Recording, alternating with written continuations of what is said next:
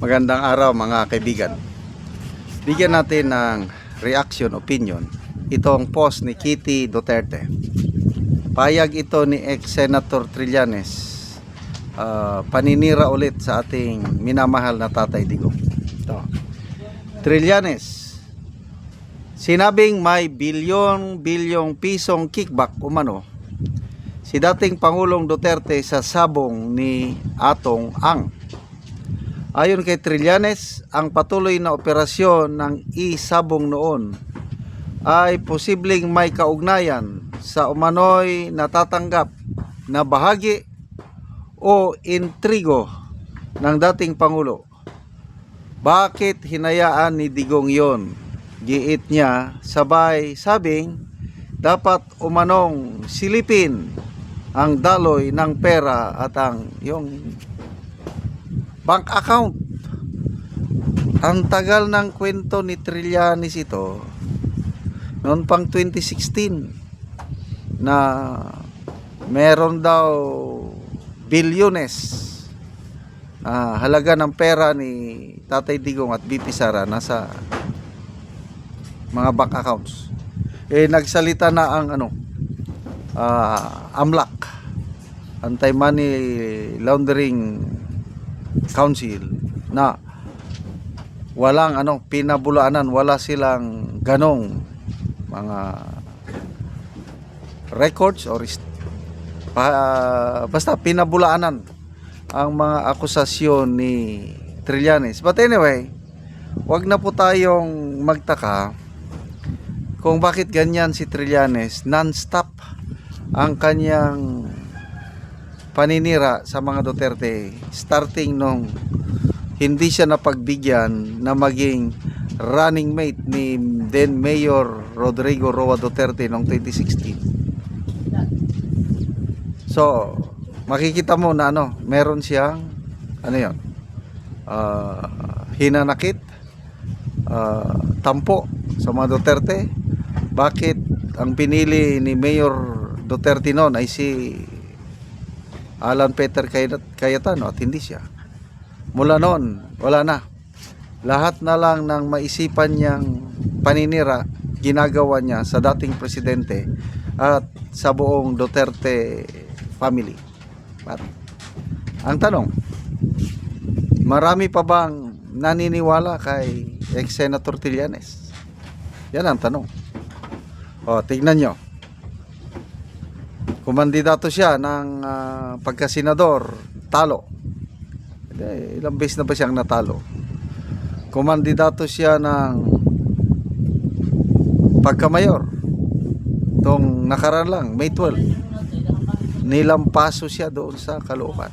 So, Trillanes na nilampaso sa Caloocan versus PRRD, nakakulong na siya sa Netherlands, halos 95% pa rin ang nakuhang boto ni PRRD sa Davao. Anong ibig sabihin nun? Credibility, trust, confidence. Hindi ka nga manalo sa isang maliit na syudad, Caloocan. So, ito na.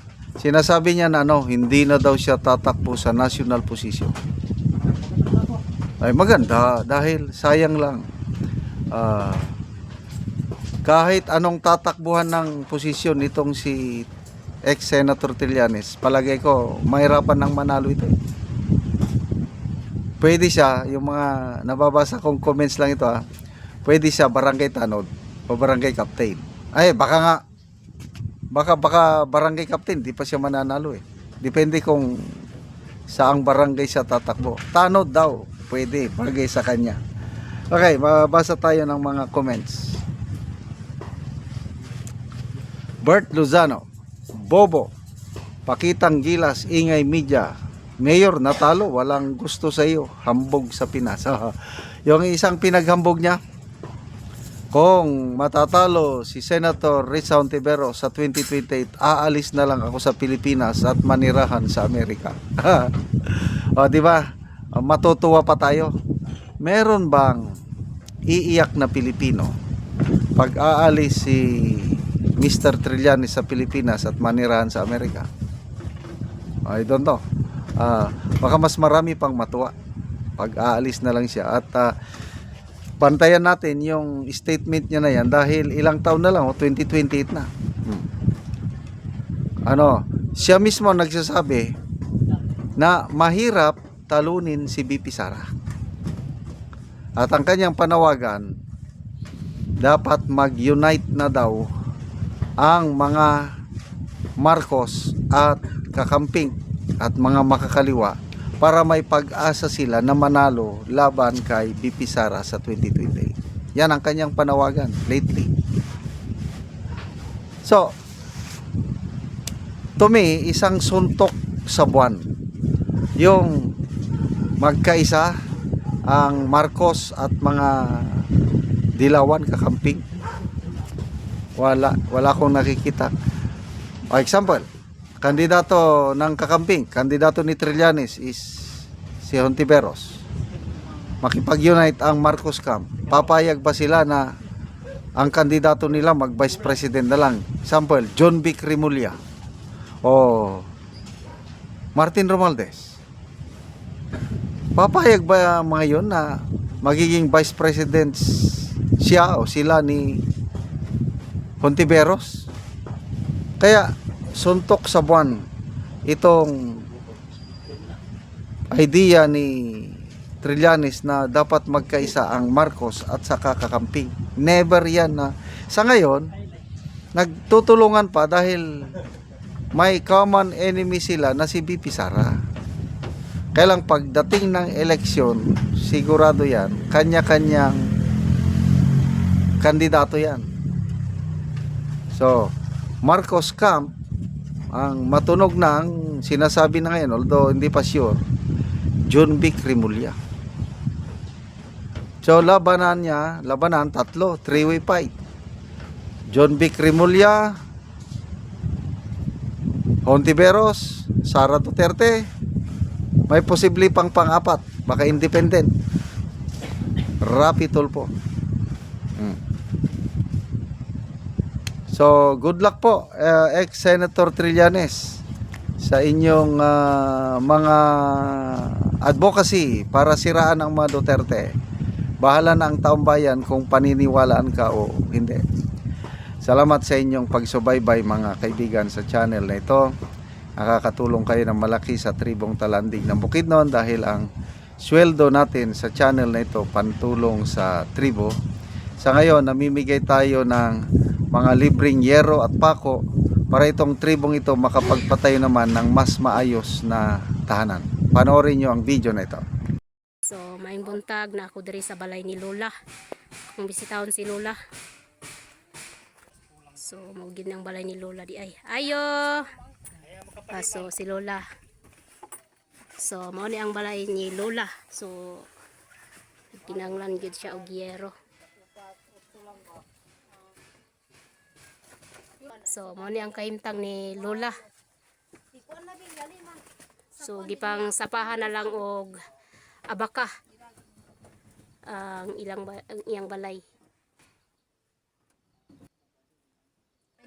So, kung muulan, so luoy gyud kay ang kahimtang ni Lola. So, muni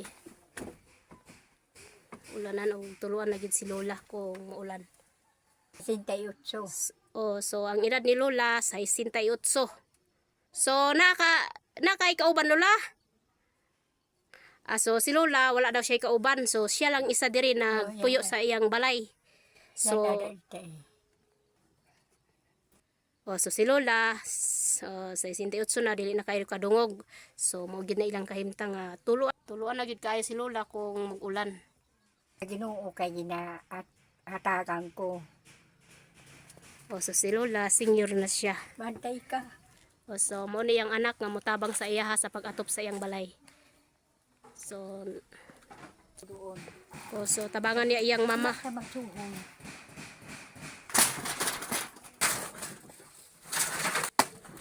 So gitabangan sa iyang anak ang iyang mama sa pag-atiman kay balo na si Lola.